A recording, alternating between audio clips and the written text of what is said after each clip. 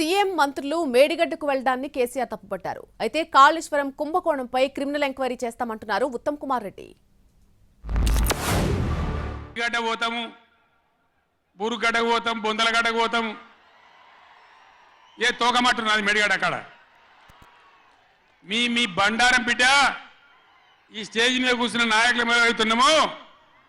ఈ అసెంబ్లీ అయిపోయిన తర్వాత మేము కూడా అడిగి పోతాం, మీ చరిత్ర మొత్తం ఎండగడతాం. ఓ లంగ చేత పెట్టి పోయిన ప్రభుత్వాన్ని బదనాం చేయాలి, బట్టగాల్చి మీదేయాలని మేము మేడిగడ్డ పోతాం. ఏం బిక్తాం మేడిగడ్డ అక్కడ పోయి?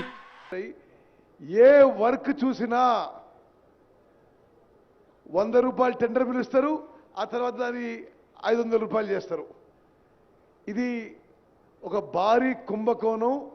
తప్పనిసరిగా క్యాబినెట్లో చర్చించి ఇది క్రిమినల్ ఇన్వెస్టిగేషన్ కూడా ముందుకు పోతామని చెప్పి నేను మనవి చేస్తున్నాను. అదేవిధంగా ఒక చాలా ముఖ్యమైన విషయం,